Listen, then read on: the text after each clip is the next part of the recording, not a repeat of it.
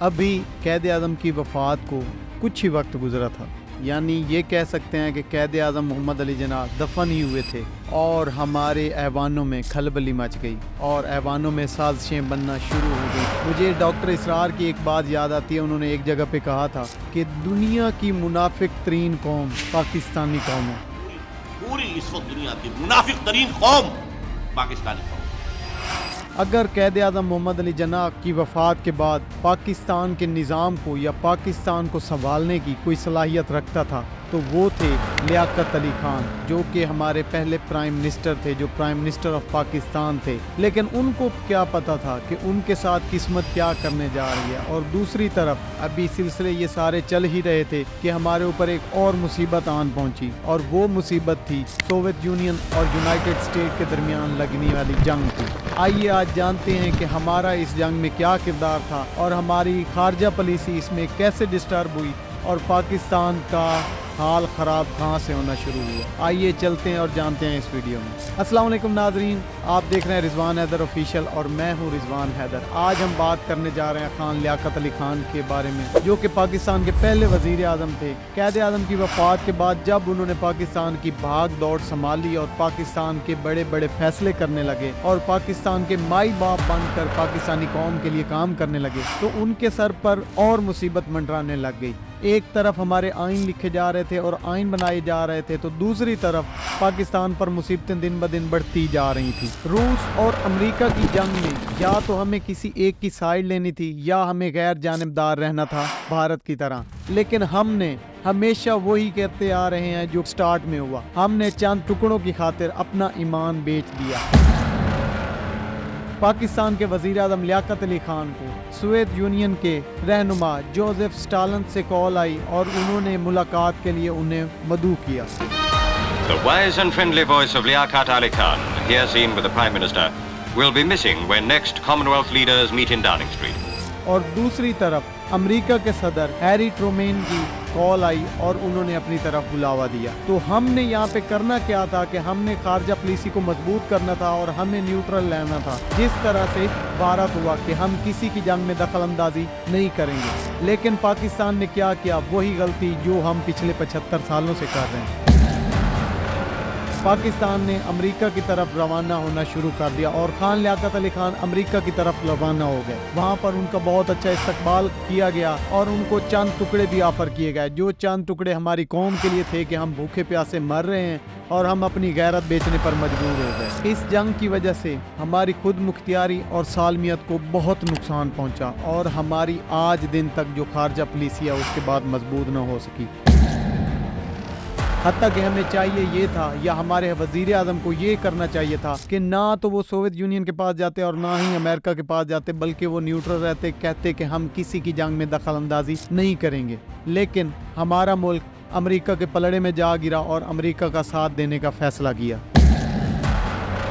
لیاقت علی خان کی حکومت کا آخری دور چل رہا تھا، 1951 کی بات ہے۔ میجر جنرل اکبر خان نے اسٹیبلشمنٹ نے کوشش کی کہ لیاقت علی خان کی حکومت گرائی جائے، ان کا تختہ الٹا جائے، لیکن وہ ناکام رہے اور جو لوگ اس سہولت کاری میں استعمال ہوئے ان کو پکڑ لیا گیا اور ان کو سخت سزائیں سنائی گئیں۔ پاکستان میں یہ پہلی غیر سیاسی کوشش تھی کہ مارشل لا لگانے کی کوشش کی گئی یا کسی کا تختہ الٹنے کی کوشش کی گئی۔ پاکستان آزاد ہونے کے بعد یہ پہلی بار ہوا، لیکن وہ ناکام رہے۔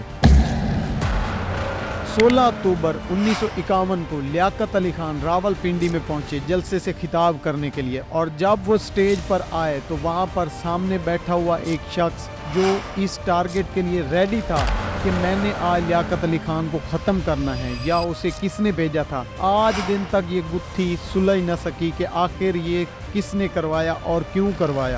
وزیر اعظم جیسے ہی سٹیج پر آئے، سعد اکبر نامی شخص نے گولیاں چلائیں اور لیاقت علی خان کو گولیاں سینے میں لگنے کی وجہ سے وہ موقع پر ہی جاں بحق ہو گئے، اور اس طرح سے پاکستان کا پہلا وزیر اعظم اس دنیا فانی سے چل بسا۔